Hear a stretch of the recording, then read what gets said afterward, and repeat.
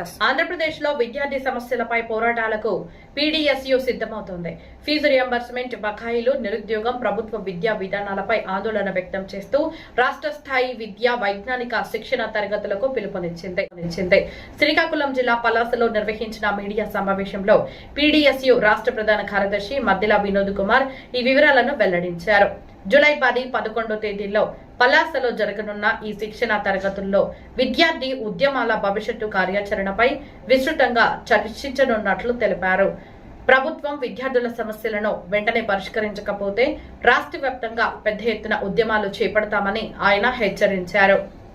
విద్యార్థి సంఘం పీడీఎస్యూ ఆంధ్రప్రదేశ్ రాష్ట్ర స్థాయి విద్యా వైజ్ఞానిక శిక్షణ తరగతులు జూలై 10, 11 శ్రీకాకుళం జిల్లా పలాస టీకేఆర్ కళ్యాణ మండపంలో జరగనున్నాయి.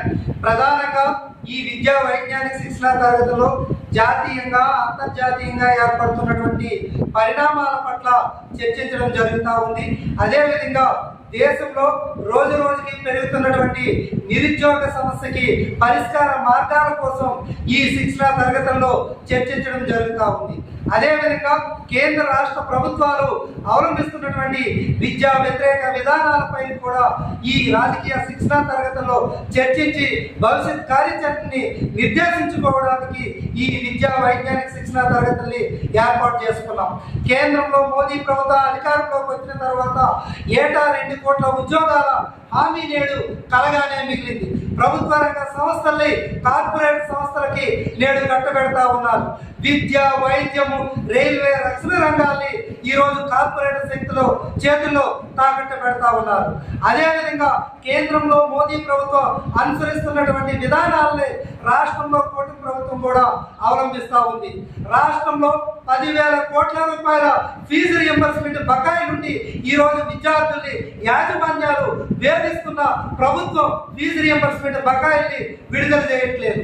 ఫిబ్రవరిలో 1,200 కోట్ల రూపాయలు ఫీజు రియంబర్స్మెంట్ బకాయిల్ని విడుదల చేస్తున్నామని చెప్పి కేబినెట్ సమావేశానికి ఒక్కరోజు ముందు ఆదరబాదరగా ప్రకటనలు చేసి కేవలం 600 కోట్లు మాత్రమే విడుదల చేసింది. మిగతా అమౌంట్ ని ఈరోజు నేటికి కూడా విద్యార్థులు కాలేజీల అకౌంట్ లో పడినటువంటి పరిస్థితి లేదు. నేడు 10,700 కోట్ల రూపాయలు ఫీజు రియంబర్స్మెంట్ బకాయిలు రాష్ట్ర వ్యాప్తంగా పెండింగ్ లో ఉన్నాయి. తక్షణమే పెండింగ్ లో ఉన్నటువంటి ఫీజు రియంబర్స్మెంట్ బకాయిల్ని విడుదల చేయాలని చెప్పేసి డిమాండ్ చేస్తా ఉన్నాం. రేషనలైజేషన్ పేరుతో పాఠశాలని ఈరోజు కుదించే చర్యల్ని ప్రభుత్వం చేపడతా ఉంది. రేషనలైజేషన్ ని తక్షణమే ఆపాలని చెప్పి మేము డిమాండ్ చేస్తా ఉన్నాం. అదేవిధంగా ఉపాధ్యాయుల్ని సర్దుబాటు పేరుతో ఈరోజు హోల్డ్లో పెట్టి కొంతమంది ఉపాధ్యాయులకు ఉంచే పరిస్థితి ఉంది. ప్రతి ఉపాధ్యాయునికి పాఠశాలను కేటాయించాలని, అదేవిధంగా విద్యా బోధనేతర పనుల్ని కేటాయించరాదని చెప్పేసి ఈ సందర్భంగా మేము డిమాండ్ చేస్తా ఉన్నాం. అదేవిధంగా ఈరోజు రాష్ట్రంలో ఉన్నటువంటి విశ్వవిద్యాలయాలు సంక్షోభంలో ఉన్నాయి. రాష్ట్ర వ్యాప్తంగా ఉన్నటువంటి విశ్వవిద్యాలయాల అభివృద్ధికి అధిక నిధులు కేటాయించాలని చెప్పేసి డిమాండ్ చేస్తా ఉన్నాం. పెరిగిన ధరలకు అనుగుణంగా మెస్ కాస్మోటిక్ ఛార్జీల్ని పెంచాలని చెప్పి డిమాండ్ చేస్తా ఉన్నాం. తక్షణమే రాష్ట్ర ప్రభుత్వం స్పందించి విద్యార్థుల సమస్యలు పరిష్కరించుకుంటే రాష్ట్ర వ్యాప్తంగా పెద్ద ఎత్తున ఉద్యమాలు కూడా శ్రీకారం చుడతామని చెప్పి ఈ సందర్భంగా కేంద్ర రాష్ట్ర ప్రభుత్వాన్ని హెచ్చరిస్తా ఉన్నాం. ఎం వినోద్ కుమార్, పీడీఎస్యూ రాష్ట్ర ప్రధాన కార్యదర్శి.